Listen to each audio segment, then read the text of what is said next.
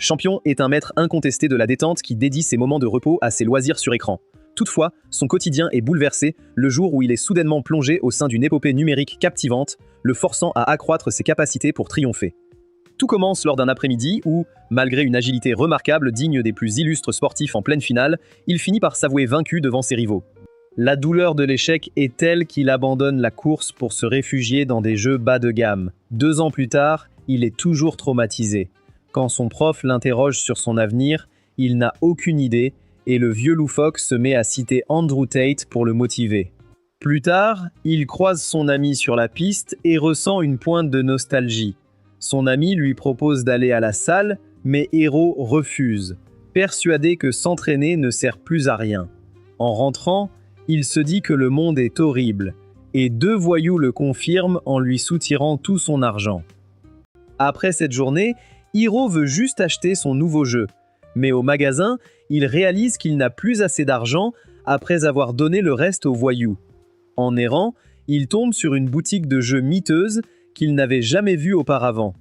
Dès qu'il pénètre dans les lieux, il ressent une certaine déception devant le choix d'ouvrages vieillissant, mais son regard se porte aussitôt sur la collaboratrice installée au guichet, une demoiselle lumineuse qui tape avec enthousiasme sur son clavier. Lorsqu'il l'interroge au sujet des parutions du moment, elle esquisse un rire malicieux, affirmant que ses succès commerciaux manquent de profondeur, à l'image de ces objets numériques très en vogue, qui s'avèrent bien souvent être des illusions dépourvues de véritable intérêt. Son attitude l'agaçait profondément. Pourtant, elle a fait appel à tout son talent de persuasion pour l'inciter à se détendre. Il a vite compris que ce n'était pas le moment de rester sur ses gardes. Hero cherche à engager la conversation, mais elle lui affirme qu'il s'agit d'une simulation numérique immersive, pensée pour un public mature, lui garantissant une expérience ludique unique. Il accepte finalement de s'y essayer. Pourtant, une fois l'installation terminée, il découvre avec surprise que le programme est vieux d'une décennie. Après plusieurs tentatives vaines pour joindre Rihanna afin d'obtenir des explications, il choisit de conserver précieusement le titre tel quel, réalisant qu'il détient désormais un objet de collection historique. Après maintes tentatives, il parvint enfin à établir une communication et un guide lumineux l'orienta vers l'univers de Flora. Une fois introduit dans cet environnement virtuel, une demoiselle à la chevelure lumineuse, répondant au nom d'Alicia, s'avança aux côtés de son frère Martin pour assurer le voyageur de leur soutien indéfectible. Cependant, lorsqu'il les interrogea sur le chemin menant au château, les 2 jeunes gens manifestèrent une vive surprise, comme s'ils venaient d'évoquer un sujet délicat. Sans tarder, Martin l'invita à se rapprocher d'une muraille, lui expliquant avec sérieux que tout déplacement hors de l'enceinte fortifiée était désormais formellement interdit. Hero insiste, alors Martin le provoque en duel pour le calmer. Hero pense à un tutoriel facile, mais son aura s'effondre quand Martin lui assène un coup de poing en plein visage, le faisant hurler de douleur alors que son nez saigne. Hero perd les pédales et insulte leur amitié. Martin l'envoie valser à nouveau. Tout en épluchant une pomme avec son couteau, Martin se moque de sa faiblesse. Hero se jette sur lui, mais Martin tombe raide mort, le couteau planté dans la gorge. Hero est pétrifié. Alice devient folle de rage et Hero s'enfuit, poursuivi par une psychopathe, jusqu'à ce qu'il trouve une ruelle pour se cacher. Il tente désespérément de trouver une issue, mais Rihanna se manifeste soudainement sous les traits d'une créature féerique, imperceptible aux yeux des témoins. Lorsqu'il lui confie qu'il a causé la perte de son compagnon le plus cher, elle pousse un cri de stupeur et lui annonce que son destin est désormais scellé. Elle le compare alors, avec un mépris cinglant, à un apprenti criminel en quête de notoriété. Il explique que c'était un accident. Quand il demande comment réinitialiser, elle lui annonce que le jeu ne peut pas être réinitialisé car il reflète la réalité. Elle ajoute que Kiwami Quest possède une sauvegarde automatique. Même s'il quitte, il reprendra après avoir tué son ami. Il est coincé avec ce titre de tueur à jamais car l'historique est lié à sa console. La seule façon de recommencer est d'en acheter une nouvelle. L'assurance de Hero s'efface brusquement à l'instant où il réalise le coût réel des objets, s'élevant à 90 000 yens, tandis que la résolution de Rihanna s'affirme. Elle lui explique alors que Kiwami Quest constitue une expérience ludique en réalité virtuelle, proposant une aventure totalement immersive, lancée il y a 10 ans et réservée exclusivement au public japonais. Elle l'invita ensuite à examiner les poches de son manteau, révélant ainsi quelques pièces éparses. Elle lui suggéra alors d'utiliser cette somme pour acquérir des vêtements plus appropriés. Dans un autre quartier de la ville, ses proches exprimaient une profonde tristesse suite à l'absence inattendue de Martin, profondément blessé par le manque de loyauté de celui qu'il nommait son frère. L'un d'eux exhiba alors une feuille affichée sur les façades, montrant le portrait de Hiro dans le cadre d'un appel à témoins. Hiro n'arrive pas à croire qu'il a déjà une pire réputation que Didi dans ce nouveau jeu. Et Riona lui dit en plaisantant de faire de la chirurgie esthétique comme Bruce Jenner pour se déguiser. Elle prend ensuite un ton plus sérieux, en lui conseillant de rester discret en marchant vers le magasin de vêtements près d'eux. Cependant, à ce moment précis, le désir le plus cher d'Hiro était de s'extraire de cette réalité imaginaire. Une fois arrivé devant la boutique, il réitéra sa requête avec insistance. Dès leur entrée dans les shops, Riona pointe du doigt une tunique vintage destinée à Hiro, lequel s'empresse de la soumettre au vendeur pour conclure la transaction. Cependant, le boutiquier exprime une certaine hésitation. À peine Hiro eut-il recouvré son calme que son vis-à-vis adopta une posture bien plus solennelle. Désireux de localiser Jinji, le garçon apprit par Riona que ce dernier arpentait ces lieux depuis 10 longues années, une nouvelle qui le plongea dans un profond étonnement. Toutefois, lorsqu'il tenta d'en apprendre davantage sur les habitudes de cet homme, Riona admit ne rien connaître de son existence, se bornant à lui conseiller vivement de rester sur ses gardes. Alors qu'il cheminait à travers les rues de la ville, Hiro était profondément impressionné par l'ampleur de cette immense agglomération. Riona lui explique. Quand il se retourne, il voit Alicia en mode psychopathe, affirmant qu'elle le cherchait. Et quand il demande comment elle a pu le voir à travers son déguisement à capuche, elle dit qu'elle le connaît depuis très longtemps. Riona recommence à faire l'éloge du jeu vidéo, ce qui fait crier Hiro. Perdue dans ses recherches pour localiser Riona, Alicia questionne Hiro pour découvrir s'il échange encore des mots avec son ami invisible. Lorsque le garçon relate les instants finaux vécus par Martin, il révèle des détails surprenants sur leur étrange lien. Elle sort ensuite le même couteau qui a tué Martin et fait des tours de passe-passe avec, expliquant qu'elle est une puissante manieuse de couteaux, la trancheuse de fruits de l'enfer. Quand elle charge pour l'attaquer, Hiro réussit à peine à esquiver, et Riona l'informe qu'elle devait à l'origine rejoindre son groupe grâce à sa vitesse et ses compétences folles. Elle essaie ensuite de lui trancher la tête, mais Hiro esquive et court vite pour lui échapper, pendant que Riona le dirige comme un âne. Enfin, il touche terre dans un lieu de quiétude, et Riona exprime son admiration pour l'ingéniosité de Hiro. Cependant, une interrogation persistait en lui. Riona commence à célébrer, mais il dit qu'il doit se déconnecter car il a école le lendemain, et elle lui dit de sauvegarder avant. Cependant, son écran de sauvegarde refuse d'apparaître, et Riona révèle que le jeu ne permet pas aux joueurs de se déconnecter pendant un combat. C'est alors qu'Alicia saute de la forêt et lui poignarde la main, le faisant crier de douleur. Cependant, Riona distrait Alicia en lui donnant un coup de poing dans les yeux, ce qui lui permet de s'enfuir et de se déconnecter. Le lendemain, il parle du jeu à son ami Takafumi, qui lui conseille de tenir tête aux brutes. Quand il rentre chez lui, sa sœur Kaide le gronde à cause du bruit qu'il a fait en jouant la nuit précédente. Dès l'instant où le calme revient, il plonge au cœur de l'univers virtuel pour y retrouver Jinji, un personnage à la carrure imposante.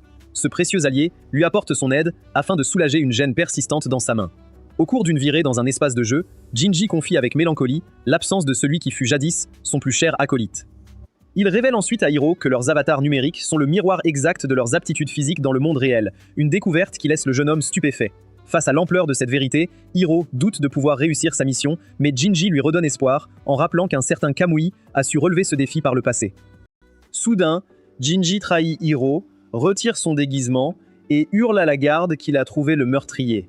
Sous le choc, ce gros dégoûtant lui dit qu'il sera libéré s'il coopère. Les gardes arrivent et le chef annonce à Hiro qu'il est en état d'arrestation. Hiro s'étonne de la rapidité des gardes, peu réaliste pour le jeu, mais le chef brandit un mandat. Hiro tente de fuir, mais Jinji le plaque au sol et l'étrangle. En suffoquant, Hiro réalise que Jinji n'est pas le vieillard faible qu'il prétendait, mais perdre contre une telle baleine lui semble absurde. Dès l'instant où Jinji recouvre sa totale liberté, le dirigeant de la garnison lui accorde une distinction particulière, une marque de reconnaissance qui suscite aussitôt l'incompréhension d'Hiro, jugeant cet acte injustifié. Il explique qu'il a pris 13 ans de travaux forcés et qu'il est en liberté conditionnelle. Hiro demande pourquoi il ne quitte pas le jeu, mais il dit ne pas pouvoir et appelle ses amis défunts, Henry et Mori. Hiro le traite de fou, Mais l'autre rétorque que c'est Hiro l'insensé, tandis que les gardes le traînent vers la prison. Dans la rue, la foule s'attroupe, ce qui met Hiro très mal à l'aise. Les gardes s'arrêtent et les passants lui lancent des pierres en l'insultant. Le chef, Mark, explique que c'est le rituel du lancer de pierres de Ted, ce qui énerve encore plus Hiro. Hiro manifeste son déplaisir et Mark confie qu'il trouve cette pratique tout aussi désagréable, lui-même étant la cible d'objets projetés. Après avoir... Une soudaine clarté d'esprit lui rappela sa noble mission. Il devenait essentiel de faire front contre l'influence qui cherchait à troubler la paix de son foyer. Il s'exprime avec passion au sujet de sa nature extraordinaire, mais Mark le coupe brusquement, agacé par ces idéalistes dont l'imagination dépasse la réalité. Hiro reste interdit, tandis que son compagnon rejette ses idées fantaisistes avec fermeté. Le jeune homme ressent une profonde tristesse en comprenant que, dans cette société, vouloir incarner un gardien bienveillant n'attire aucunement la reconnaissance de son entourage. Alors qu'ils avancent, il voit Alicia l'observer depuis un toit et supplie Mark de l'enfermer vite. En cellule, les gardes se moquent de son jeu de rôle. Hiro tente de défoncer le mur, mais il se fait mal à la jambe, réalisant qu'il n'est pas un super-héros. Il aspire à se déconnecter du monde simulé, mais l'application l'en empêche car une procédure singulière est active. 60 minutes plus tard, il renoue. À peine s'était-il installé qu'un besoin pressant le fit se lever. Il se dirigea vers les installations sanitaires peu fréquentées de l'endroit. Tout à coup, Pendant qu'il cherche à démêler le fil des événements, une forme éclatante lui révèle doucement sa nature. C'est l'essence même de Martin. Après ces explications, le fantôme exige la promesse faite sous l'arbre Kenura. Hiro avoue ne rien y comprendre car il débute. Le fantôme menace de le hanter à vie, et Hiro comprend alors que Jinji est hanté par les spectres de ses amis défunts. Soudain, le fantôme de Martin lui vide un seau de sang dessus. Hiro pleure comme un lâche jusqu'à ce qu'une rousse arrive à son secours. Elle déverrouille la cellule, le rassure et l'emmène hors du bâtiment. Elle se présente comme Risa et l'emmène dans une chambre avec un lit. Il est confus, mais elle devient louche et le système lui annonce qu'il doit piller son donjon privé. Hiro est sous le choc, réalisant que c'est l'occasion de perdre sa virginité. Il accepte la quête. Il s'allonge, elle retire son uniforme et il imagine déjà des scènes osées jusqu'à ce qu'il voit qu'elle porte une tenue de dominatrice. Enchaîné, il comprend qu'il est cuit. Risa sort une lame dentelée pour le démembrer. Il hurle à l'aide et Riona arrive enfin, disant qu'elle regardait une telenovela. Quand Risa s'approche pour le castrer, il supplie Riona de l'aider. Néanmoins, la créature féerique, dont le soutien demeure symbolique, se limite à lui prodiguer quelques paroles de réconfort sans réelle portée. Envahi par une vive inquiétude, il se retrouve alors totalement déconcerté. Par un heureux concours de circonstances, Mark se présente et met un terme à cette séance d'examen. Le capitaine des Sentinelles, Tesla, a requis la présence de Hiro, Riona. Absorbé par son écran, il éprouve une certaine contrariété devant les obstacles ardus qui se multiplient, ralentissant son avancée là où il escomptait un succès rapide. Bien longtemps auparavant, sur la pelouse sportive de son école, l'enfant se préparait avec une grande concentration, tandis que la foule, admirative de son agilité, l'acclamait chaleureusement en le qualifiant de prodige prometteur. Kaede est venue lui souhaiter bonne chance. Son amie voulait qu'elle joue les entremetteuses car elle craquait pour lui. Puis Takafumi l'a prévenu. Tatsuya, un rival du collège qui l'avait déjà battu, participait aussi. Des recruteurs étaient là pour cet événement inédit. Après avoir quitté Takafumi, Hiro s'est calmé sur un banc avant d'aller aux toilettes.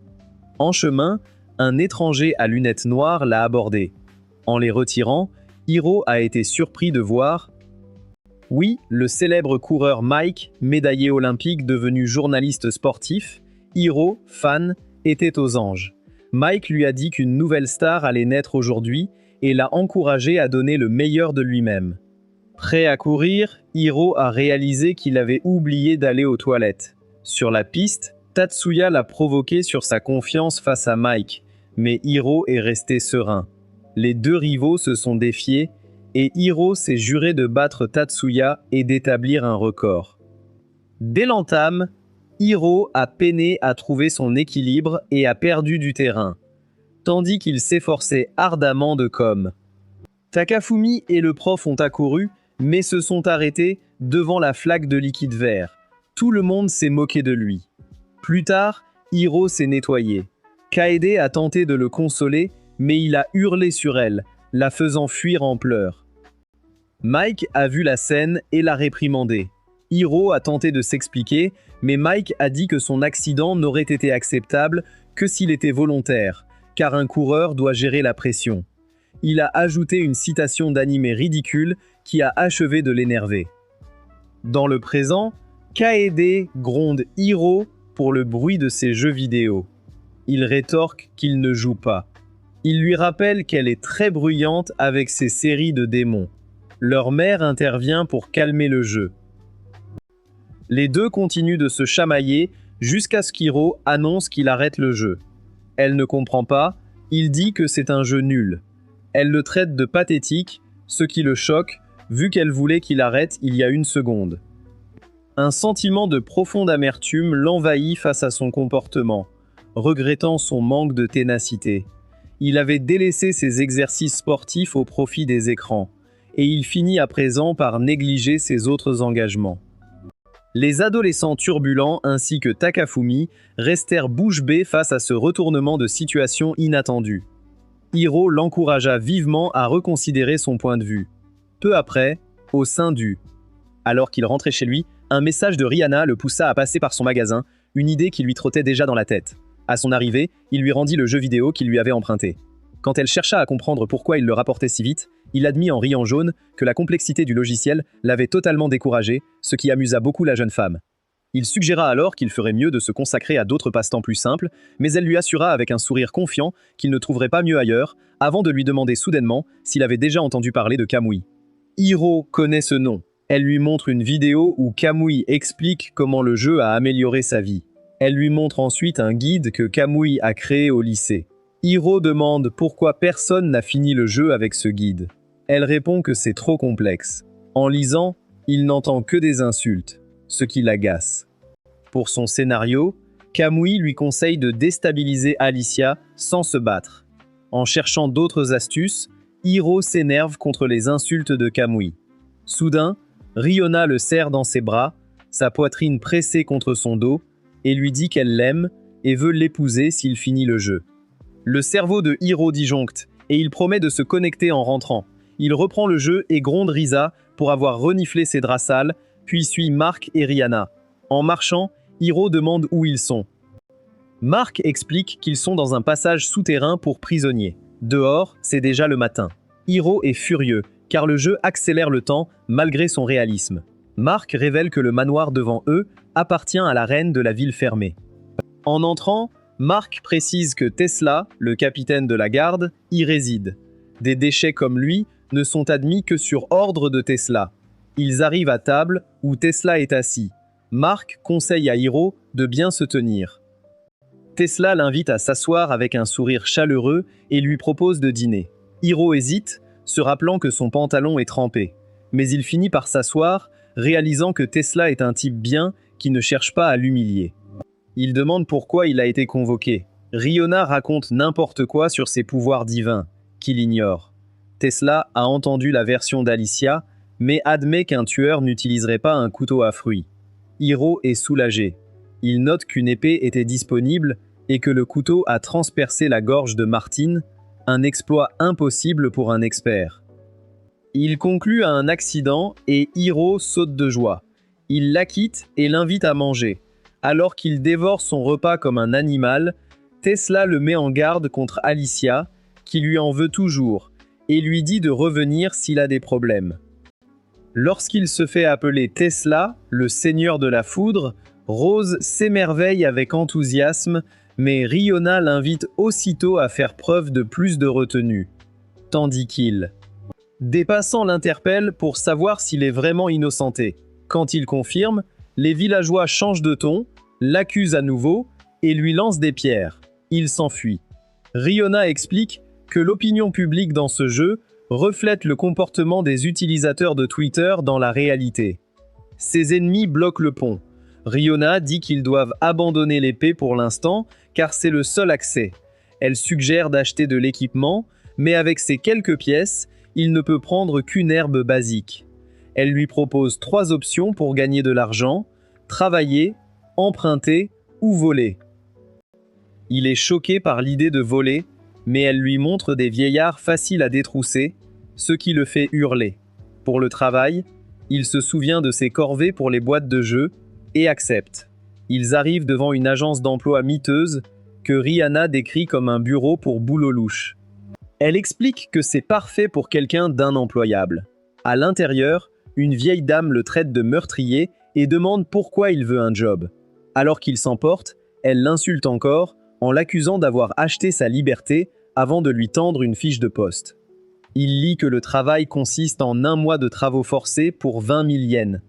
Comme ses armes ne sont pas si chères, il demande quelque chose de plus léger. La vieille lui donne une autre fiche: obéir à un certain Brian pour 100 yens. Il accepte aussitôt, pensant qu'il s'agit de corvée ménagère. Mais la vieille lui donne un fouet et explique que Brian est un pervers qui adore rejouer des scènes de 50 nuances de grès. Hiro pète un câble, mais la vieille le gronde pour son manque de détermination et le met à la porte. Dehors, Rihanna explique que la vieille a cru qu'il se moquait d'elle, car elle a travaillé dur en sous-sol pour ouvrir son agence. Comme Hiro est nul pour trouver du travail, Rihanna suggère d'emprunter à Jinji, qui a quitté le jeu. Au casino, Rihanna demande à Jinji d'aider Hiro et raconte comment il s'est fait dessus en salle de torture. Quand Rihanna demande de l'argent, Jinji refuse et l'insulte, ce qui met Hiro en rage. Ils se battent, Jinji sort des poings américains, mais Hiro esquive et lui tire les cheveux jusqu'à ce qu'il tombe. Alors qu'il veut porter le coup fatal, le fantôme de Martin apparaît et le met en garde contre sa colère, ce qui terrifie Hiro, qui se réfugie dans un coin. Pendant que Jinji parle à son propre fantôme, Rihanna dit à Hiro qu'il regrette d'avoir tué ses amis. Il s'excuse donc auprès du gros pour son comportement. Comme Jinji a perdu le duel, Rihanna le harcèle pour qu'il leur donne toutes ses pièces. À l'issue de leur entretien, ils se dirigent vers une échoppe où Hiro se procure des appareils générant des nuages irisés pour un montant substantiel, vendu par. Alors qu'elle fonce sur lui, Risa arrive et ordonne à Alicia de laisser son pisseur au lit tranquille. Elle promet de protéger Hiro, qui se demande pourquoi elle est là. Quand Alicia demande pourquoi elle protège un prisonnier, Risa explique que le capitaine Tesla l'a innocenté, et Rihanna précise que Tesla a l'autorité judiciaire absolue. Risa menace de la punir si elle s'en prend à Hiro, malgré le jugement du capitaine. Il est soulagé, mais quand il demande comment elle savait pour l'attaque, elle avoue qu'elle le suit comme une traqueuse depuis le matin, espérant goûter à sa glace. Hiro est choqué de ne pas avoir remarqué qu'il était suivi. Rihanna suggère de l'intégrer au groupe car elle a une capacité spéciale. Risa révèle qu'elle a un odorat surdéveloppé et l'a pisté grâce à l'odeur de son urine. Rihanna explique que l'ammoniac est facile à suivre. Hiro panique, mais elle lui rappelle que le jeu est réaliste et que l'odeur ne disparaîtra pas comme par magie.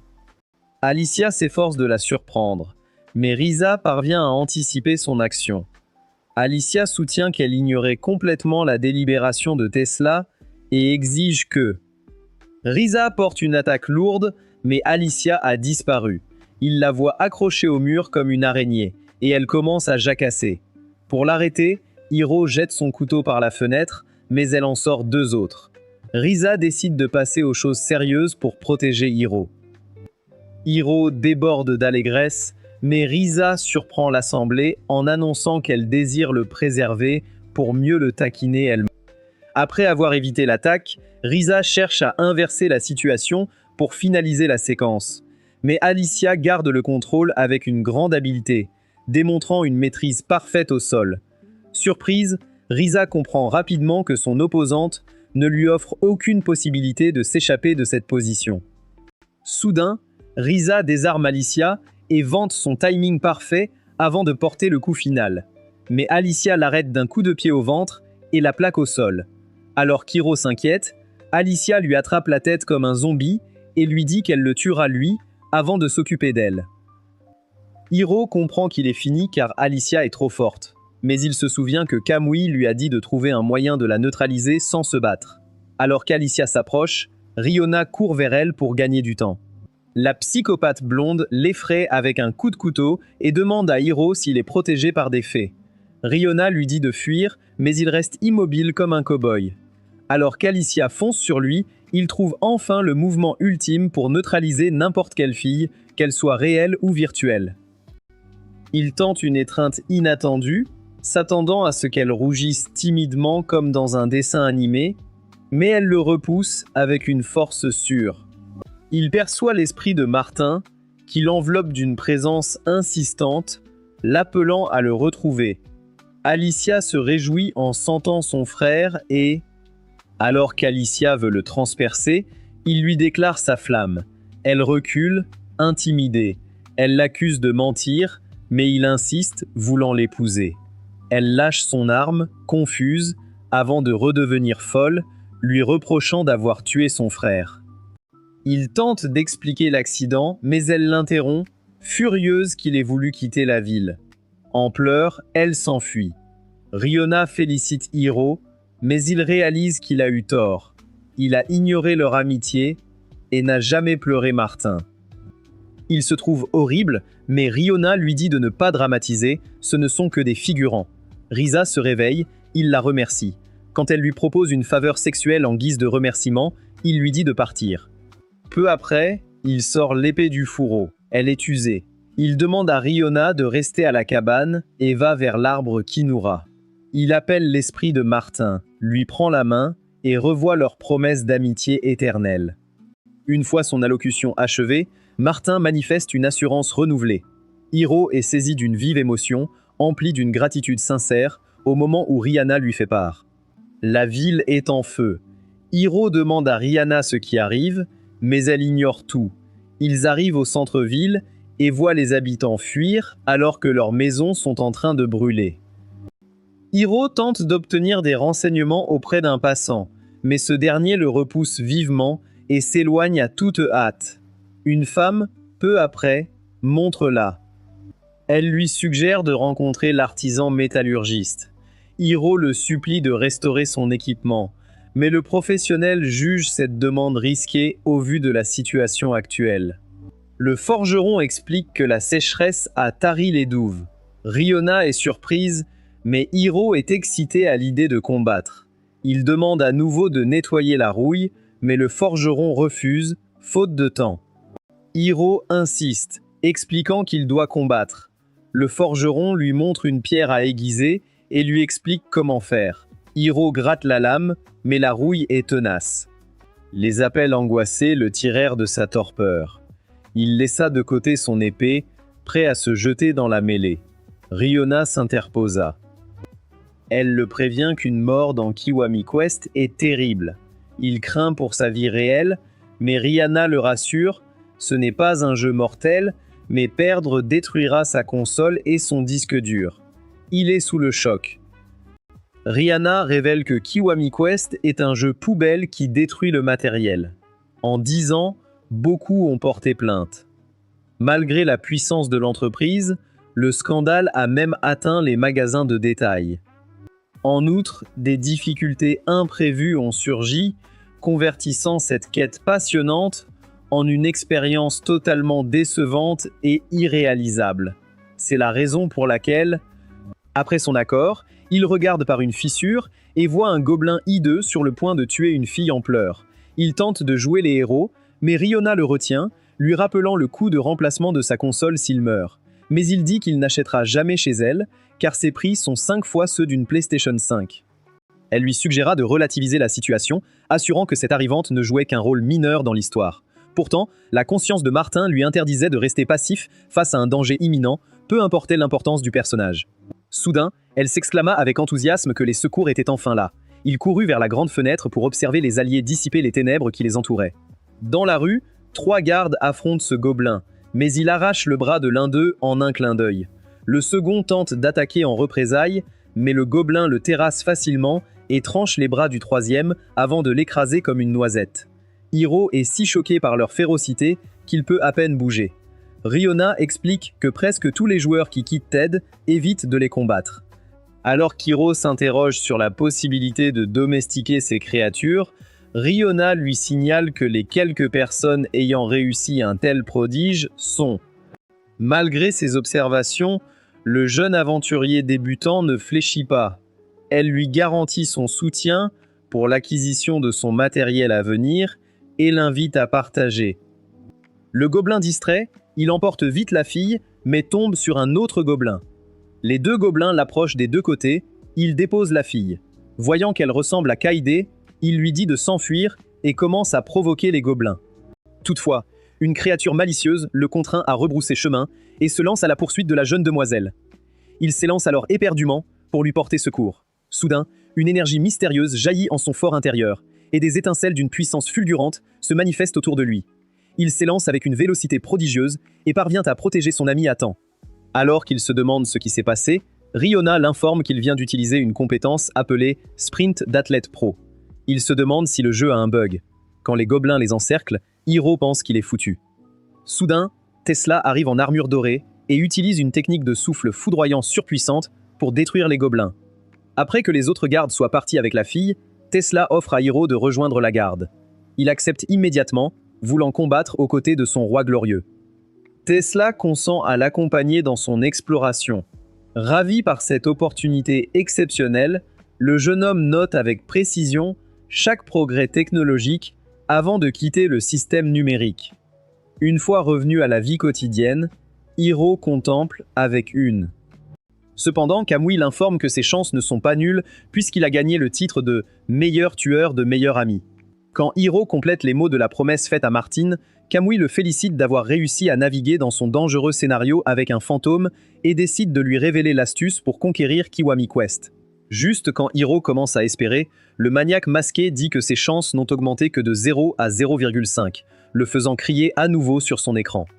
Kamui lui demande ensuite d'endurer 5 jours d'entraînement jusqu'à la deuxième vague de l'assaut des gobelins, mais le prévient que cela pourrait le briser.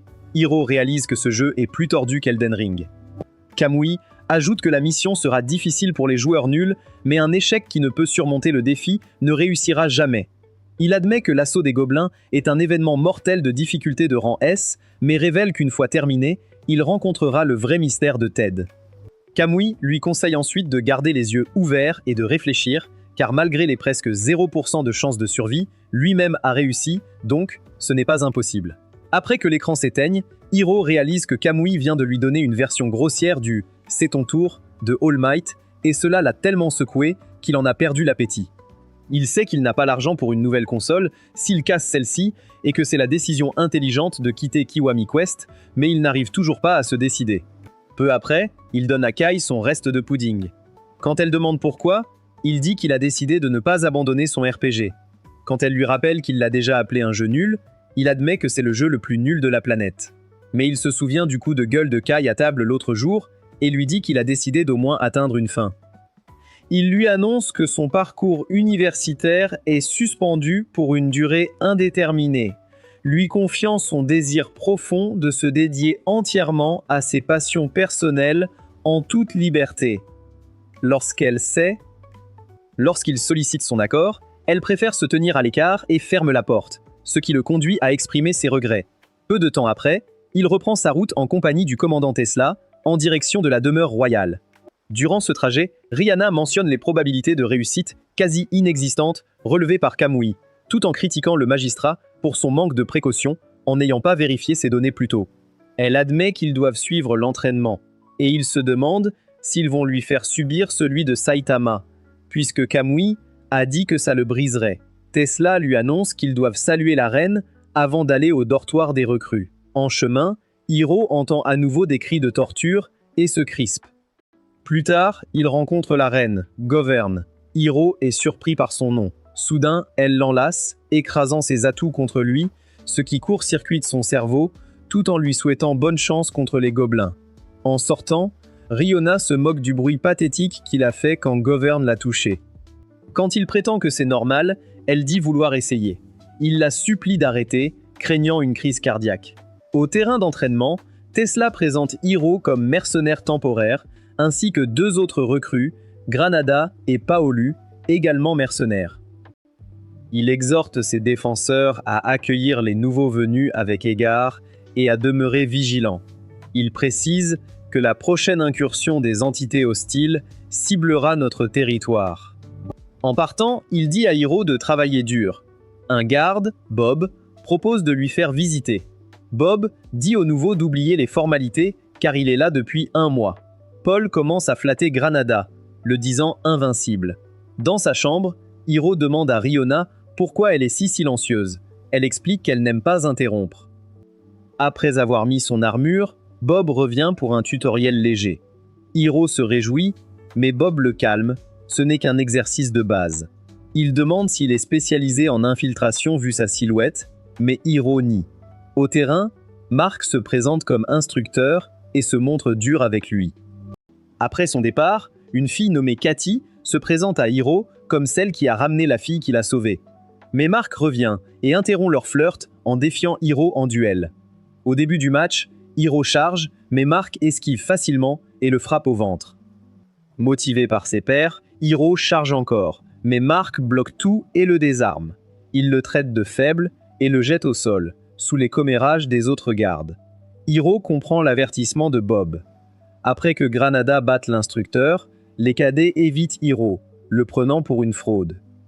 Le lendemain, Hiro se presse à l'entraînement où Mark l'humilie et le traite d'incapable. Pendant qu'il s'exerce, Granada évoque son amitié avec Slade et le menace. Cependant, Cathy l'invite à s'entraîner avec elle et lui apprend à bien tenir son épée. Le lendemain, Hiro défia Granada lors d'une confrontation directe. Il tenta une technique audacieuse, mais son adversaire esquiva le mouvement avec aisance et lui porta un coup précis au niveau de l'abdomen. Sans attendre, Granada et Palou commencèrent à le railler, affirmant qu'il manquait cruellement de talent et qu'il n'avait pas sa place au sein de la garde. Hiro constate que ses périples virtuels sont tout aussi intenses que son quotidien. Quelque temps plus tard, la lassitude le gagne en raison d'une période d'études. Elle lui dit que c'est ce qu'il lui faut, mais il doute. Elle lui conseille fermement de ne pas laisser les autres l'intimider juste parce qu'il est dans un jeu. Au bureau, l'officier demande pourquoi il est là, et il explique qu'il est une recrue rejetée par son instructeur et moquée par ses pairs. Riona lui suggère d'aborder la question des finances, ce qui le pousse à avouer qu'il subit des pressions financières injustes. L'agent l'interroge pour obtenir des précisions. Une fois le récit terminé, Hiro attend une intervention équitable, mais le fonctionnaire le réprimande, affirmant que son incompétence à intégrer la garde est évidente au vu de son manque de préparation. Hiro se défend en précisant que c'est Tesla qui l'avait personnellement convié à rejoindre les rangs. Néanmoins, il maintient qu'il avait la liberté de décliner cette proposition. Il lui suggère donc de quitter son poste sans délai et convie aussitôt le candidat suivant à se présenter. Une fois dehors, Hiro manifeste son vif agacement face à l'inutilité de cet entretien, tandis que Riona concède que ces locaux ne sont d'aucune utilité, s'attirant ainsi une réponse tranchante pour avoir osé formuler une réflexion aussi audacieuse. Elle lui dit que ça pourrait l'aider, mais Cathy arrive et explique que ces bureaux ne gèrent pas les problèmes courants. Elle lui suggère d'autres options et lui montre un chapelet, disant que la prière l'aide beaucoup. Elle lui conseille d'avancer à son rythme, ce qu'il accepte.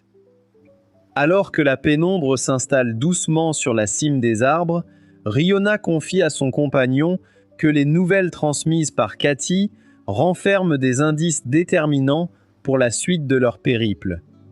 La sœur refait son apparition, portant un seau dont elle asperge Hiro. Sous l'air glacial, le jeune homme est pris de tremblements, tandis que Riona S. Après le départ de Mark, Granada et Paolo lui réclament de l'argent. Comme il refuse, il le force à affronter Paolo. Hiro est confiant, mais Paolo lui assène un coup rapide au corps, puis une série d'attaques violentes, jusqu'à ce qu'il admette sa défaite. Paolo continue de le frapper, inquiétant tout le monde. Cathy arrive avec Mark, qui demande ce qui se passe. Les brutes prétendent qu'il rejoue des scènes de Bleach. Mark les pardonne et ordonne la reprise de l'entraînement. Quand il demande sa relation avec Cathy, il dit qu'ils sont amis, mais il se colle à elle, et quand il lui demande si elle est vraiment amie avec Hiro, elle répond les larmes aux yeux que ce n'est pas le cas. Ils manifestent clairement leur mécontentement et quittent les lieux aux côtés de Cathy. Riona décrit minutieusement les désagréments qu'elle a rencontrés, mais Hiro ne parvient pas à lui en vouloir. Hiro était en train de se décourager, mais Riona lui conta de nouveau l'histoire des petites créatures malicieuses pour qu'il retrouve son élan. Exaspe. Peu après, son épée disparaît. Tout le monde cherche en vain. Plus tard, il découvre son épée plantée dans les toilettes et accuse immédiatement Hiro de l'avoir fait par vengeance. Tout le monde défend Hiro, soulignant qu'il a aidé aux recherches. Soudain, un cri retentit. Ils accourent et trouvent l'infirmière Maria qui se plaint de la disparition de ses armures scénaristiques. Ils les trouvent dans le sac de Grenada. Maria l'accuse de fétichisme et il l'insulte jusqu'aux larmes. Les gardes se retournent contre lui, le traitant de pervers et disant qu'ils n'ont pas besoin d'un type aussi moche. Il cherche à contacter Paolo, mais son camarade choisit finalement de ne plus répondre à ses appels. Peu après, Mark fait part de son intention de quitter Grenada sous peu. C'est à cet instant que Tesla surgit, brandissant un courrier incriminant Mark pour la disparition des bots. Elle questionne les surveillants sur la probité de cet individu, alors que Cathy, profondément bouleversée, confie qu'il avait orchestré des agissements malveillants à son encontre. Chaque membre du groupe saisit la gravité de la situation et désapprouve le comportement de Mark, incitant ainsi Tesla à rompre leur collaboration professionnelle. Cathy, accompagnée de ses collègues, manifeste. Sa réputation le dépeint comme un opposant inébranlable. Après qu'il lui eut partagé ses réflexions, elle lui témoigne sa gratitude pour la relance d'eux. Elle rappelle sa promesse d'épouser quiconque finirait le jeu, sauf Kamui. Hiro pensait qu'elle plaisantait. Elle révèle alors qu'elle a rencontré Kamui dans le jeu. Il cultivait son aura en armure noire, et son charisme a captivé Riona. Elle a couru vers lui pour lui demander de sortir, mais il lui a dit qu'il n'était pas intéressé par les femmes avec des poitrines de vache, la laissant choquée alors qu'il s'éloignait. Aujourd'hui, elle râle contre ses mots durs sur ses atouts et dit qu'après avoir appris qu'il avait terminé le jeu, elle a décidé de se venger en trouvant quelqu'un pour le finir et l'épouser. Hiro s'étonne de la superficialité de ses propres pensées, tandis que l'être ailé se perd dans des récits enthousiastes concernant les surprises qu'elle réserve à Kamui pour leurs prochaines vacances. Un peu plus tard, assis sur la terrasse, Hiro éprouve une pointe de fatigue face à l'exubérance de Riona. C'est alors que Tesla surgit et sollicite un entretien confidentiel. Après avoir partagé ses inquiétudes sur le comportement de Mark et Granada, Hiro interroge son compagnon sur les raisons de sa présence à une heure si tardive. Tesla confie alors son agitation, admettant qu'il ne parvient pas à trouver le sommeil, tourmenté par la crainte d'une arrivée imprévue d'individus mystérieux. Hiro affirme alors que les gobelins arriveront cette nuit-là, mais quand Tesla lui demande comment il le sait, il dit qu'il ne fait que deviner, car il ne veut pas que Tesla sache qu'il l'a lu dans une soluce. Quand Tesla évoque soudainement le désir de Hiro de quitter la ville, Hiro le puceau commence à paniquer. Mais Tesla dit que ça va, car il se serait enfui de la ville s'il n'était pas capitaine. Hiro lui demande de partir avec lui, et il répond qu'il y réfléchira, car c'est une raison de plus de gérer la crise des gobelins. C'est là que Hiro réalise que Tesla parle comme un personnage de film qui va bientôt mourir. Il décide aussitôt de tout mettre en œuvre pour éviter que cette situation ne se produise. En revenant à la réalité, il est très surpris de découvrir Kid dans son espace personnel. Il lui exprime son mécontentement face à cette intrusion durant son moment de calme, mais elle se justifie en affirmant qu'elle est entrée après avoir constaté son long silence. Il lui demande alors les raisons de sa visite, et elle confie que ses dernières paroles l'avaient profondément inquiété, craignant qu'il ne commette une erreur irréparable dans l'univers virtuel. Quand il la remercie, elle lui jette un jeu et le traite de loser reclus avant de partir. Quelques heures plus tard, il remplit son nouveau titre sur la rive de Kangui, et Kangui décide enfin de lui révéler l'astuce pour réussir le jeu. Sous le choc, il regarde l'info, et Kamui le réprimande d'avoir utilisé une soluce, puis ferme le site. Le lendemain, Hiro et les gardes sont entièrement équipés pour l'attaque des gobelins. Tesla annonce que 2 nouvelles combattantes rejoindront leur équipe. Hiro réalise qu'elle remplace Granada et Palou, et il est soulagé d'avoir de nouvelles coéquipières, jusqu'à ce qu'il voit Alicia et Risa. Tandis qu'elle le taquine, Hiro remet ses choix de vie en question, mais Riona lui dit que 2 femmes rencontrées l'ont rejoint dans son moment de besoin. L'histoire se déroule au sein d'un monde numérique, rappelant les récits fantastiques. Hiro ressent une inquiétude profonde, craignant que son personnage ne doive abandonner sa quête prématurément, stoppé par les obstacles du décor, avant d'avoir pu affronter les défis prévus. Tesla intervient alors pour expliquer que, bien que les règles initiales incitaient au départ, une grande partie des joueurs a décidé de rester sur place, ce qui déstabilise progressivement cet environnement. Par conséquent, il leur demande de se préparer immédiatement afin de garder une attention constante sur tout ce qui les entoure. Hiro est totalement désorienté. Il questionne Riona concernant le moment prévu pour l'Assemblée des gnomes. Toutefois, elle lui explique qu'une mission bien distincte doit impérativement être accomplie auparavant. Alors, il dit à Tesla qu'elle lui en voulait. Mais le capitaine dit que c'est l'occasion de mettre les choses au clair, car il ne veut pas de problème dans l'armée. En marchant, Risa évoque comment Alicia a essayé de le tuer pendant leur combat et suggère de rester loin d'elle. Il affirme que sa personnalité dégage une aura mystérieuse. Soudain, un passant surgit et dérobe le sac d'une dame qui marchait dans la rue. Alicia intervient avec une célérité remarquable pour récupérer l'objet. Lorsque Hiro restitue le bien à la propriétaire, celle-ci est tellement bouleversée par l'inattendu de la situation qu'elle perd connaissance. Alors que Risa interroge le voleur, il révèle que lui et les autres ont été envoyés distraire les gardes pour que son patron agisse. Quand Hiro demande où est son patron, il le dirige vers un casino proche. En entrant, il voit des otages ligotés. Les filles folles neutralisent les voyous, permettant à Hiro d'aller vers les otages. Il remarque Jinji parmi les otages. Jinji le met soudainement dans une prise d'étranglement, révélant qu'il est le boss maléfique. Hiro se libère et dit aux filles de reculer pour qu'il ait sa revanche avec ce gros salaud. Jinji attaque avec un poing américain, mais Alicia interrompt le duel en le frappant au ventre. Alors que les gardiens escortaient les individus ayant transgressé le règlement, Jinji leur confia qu'il avait délibérément sollicité son transfert vers cette section spécifique. Dès qu'il a fini, il voit un gobelin l'observer de l'extérieur, ce qui le fait crier de peur. Il appelle Riona à l'aide, mais elle l'ignore, pensant qu'il exagère la taille de sa crotte. Soudain, la tête du gobelin est tranchée et Risa entre dans la salle de bain pour demander s'il va bien. Un vif étonnement saisit Hiro lorsqu'il la distingua près de lui, visiblement prête à lui offrir son concours. Elle lui confia qu'elle l'avait observé. Cependant, ses réactions vocales n'amplifiaient que davantage sa ferveur. Elle se voyait déjà lancée dans des péripéties comparables aux plus grandes léges. Une paire de personnalités hors du commun était plongée dans un vif débat, tentant de déterminer lequel des deux avait le plus l'habitude de divaguer, quand Hiro se montra. Elle a présenté ses excuses, motivant son absence temporaire par une activité inévitable. Quand il s'enquiert de la teneur de cette occupation, elle lui confie avoir. Riona explique que cette phase de son périple se prolongera jusqu'à ce que son esprit retrouve enfin la sérénité. Elle se sent soudainement envahie par une immense lassitude, car bien qu'il ait finalement accepté, une certaine appréhension le retenait de lui faire cette confidence. Elle lui assura qu'aucune moquerie ne viendrait de sa part, qu'elle. Luttant avec son mal de ventre, Rihanna l'insulte comme Kamui dans ses vidéos. Quand il lui crie dessus, il réalise que son estomac a soudainement cessé de le faire souffrir. Il comprend que Riona l'aidait depuis le début, alors il la remercie et son collier se met à briller de nouveau. En examinant sa fiche technique, il tombe sur des titres pour le moins singuliers, spécialiste en évacuation, chargé de la gestion des départs imprévus, ou encore maître en troubles digestifs. Riona lui conseille vivement de mettre de côté ses réflexions inutiles, soulignant que leur devoir premier est de porter secours aux gardiens au plus vite. Peu après, Hiro atteint le centre de la zone de conflit et découvre les défenseurs aux prises avec une nuée d'adversaires. Cela l'inquiète, car il sait qu'un seul gobelin est aussi puissant qu'une des lunes supérieures de Musen. La bataille commence. Les gobelins déchirent les gardes, mais Tesla utilise une version épée de l'attaque éclair de Thor pour en détruire un.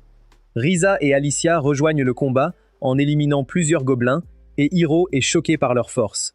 Tesla détruit un autre gobelin. Risa en utilise un pour son expérience scientifique, tandis qu'Alicia entraîne un dans une ruelle sombre et le découpe. Alors que les filles anéantissent d'autres gobelins, Hiro sourit, réalisant que les chances que Tesla meure et que sa propre survie ont grimpé en flèche. Katy apparaît, informant Tesla qu'un groupe de gobelins a franchi la porte sud et se dirige vers le manoir de la reine. Cela surprend Tesla, car il sait avoir laissé des combattants Hokage en charge de cette région. Mais Katy révèle qu'un puissant gobelin a détruit les portes en fer. Tesla réalise alors qu'un puissant gobelin nommé One Eye est arrivé. Hiro essaye de demander, mais Tesla lui dit de rester là avant de partir l'affronter. Quand Hiro atteint la porte sud, il voit un énorme gobelin rouge démolir tous les gardes, et Tesla le présente comme le roi des gobelins, nommé One Eye. Stupéfait, Hiro observe la scène. Tesla explique la manière dont il a affronté cette créature redoutable lors d'une expédition, parvenant à atteindre son regard. Après avoir ordonné à ses assistants de déplacer l'enceinte, il propose à Hiro de s'allier à lui pour neutraliser l'adversaire et prendre la fuite. Hiro tente de l'avertir du péril immense, mais le valeureux guerrier à la chevelure éclatante choisit tout de même de défier l'animal. Préoccupé par son bien-être, les jeunes femmes se hâtent de lui offrir leur soutien face à l'importun. Apaisés par leur arrivée, Voyant cela, Alicia rejoint Tesla pour combattre la bête et ils filent sur le champ de bataille comme des démons. Quand les gardes arrivent avec les gobelins en cage, le roi gobelin s'inquiète pour eux, créant une ouverture pour que Tesla la batte d'un coup. Hiro sent que les choses sont trop faciles et il se souvient des mots de Kamui. En réfléchissant, il se souvient des sons d'une salle d'interrogatoire et dit à Tesla que les gobelins en cage ont été capturés il y a longtemps. Il conclut que Tesla peut les trouver, mais Tesla détruit One Eye et révèle sa vraie nature de méchant, admettant avoir kidnappé les gobelins. La reine arrive et explique qu'ils utilisent les gobelins pour garder la ville sous son contrôle, comme une région indépendante. Le chef et Tesla échangent des salutations cordiales, mais une volte-face inattendue survient lorsque ce dernier s'oppose soudainement à ses alliés, ciblant Hiro pour avoir percé le mystère de Ted. Brandissant son dispositif chargé d'électricité, il lui signifie que toute tentative de fuite est vaine.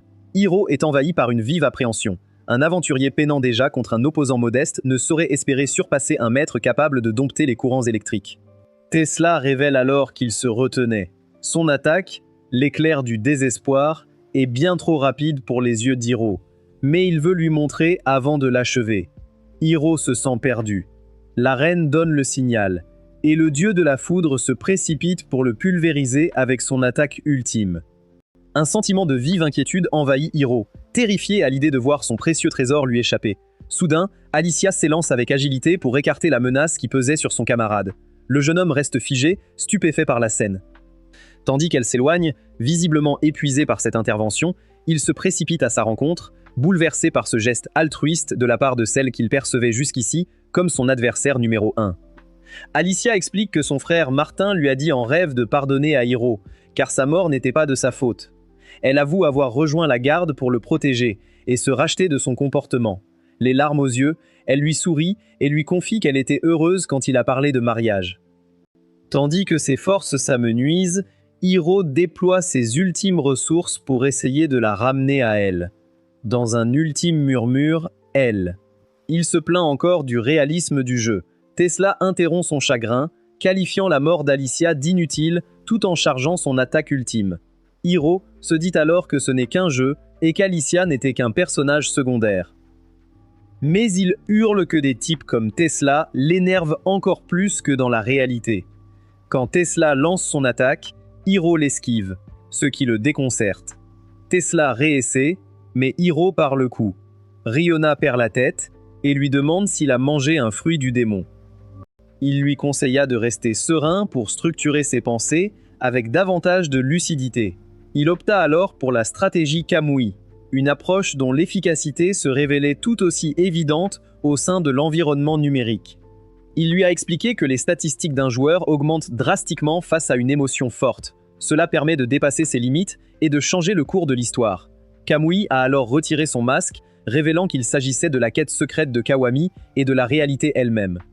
Hiro entame sa manœuvre avec une résolution inébranlable, mais Tesla lui oppose une défense des plus rigoureuses. Hiro enchaîne alors une suite de gestes techniques élaborés, ce qui oblige son opposant à une réorganisation immédiate. Hiro plaisante sur le fait de vouloir l'épouser pour ses atouts physiques, puis désarme Tesla. Mais son épée se brise sur l'armure de son adversaire, qui se remet à rire. Hiro peste contre le réalisme du jeu, mais Tesla ignore ses plaintes et s'apprête à porter le coup de grâce. Soudain, Hiro se retrouve dans le monde des esprits avec Martin. Martin lui demande de l'emmener pour combattre ensemble. À son réveil, Hiro voit que la brèche dans son épée est comblée par l'aura verte de Martin, ce qui bloque l'attaque de Tesla. L'inventeur demeure abasourdi par ce retournement de situation, observant son œuvre se désagréger peu à peu. Il réalise soudain, avec une immense surprise, que son adversaire utilise un mécanisme composé de rouages totalement mystérieux. Tesla s'élance avec une célérité remarquable, alors que Hiro, en pleine concentration, perçoit chaque détail du mouvement comme s'il était suspendu dans le temps, élaborant. Il consulte Kamui, qui lui explique comment redémarrer la partie juste avant sa mort. Ravi de pouvoir sauver Alicia et vaincre Tesla, il annonce à Riona qu'il va retenter sa chance. Quand Riona lui rappelle sa mort, il demande 1 mois avant de reprendre le jeu et se remet à courir. À l'école, des brutes s'en prennent à Hiro, mais il se souvient de la torture de Tesla. Fou de rage, il explose et les voyous s'enfuient. Son esprit était captivé par une vision onirique unique, où Kamui s'appliquait à lui partager des réflexions profondes sur le sens de la vie. Brusquement, Riona le sort. Hiro vaincra-t-il Tesla pour sauver Alicia? Dites-le nous en commentaire. Pour plus de résumés d'animés, abonnez-vous et regardez cette vidéo.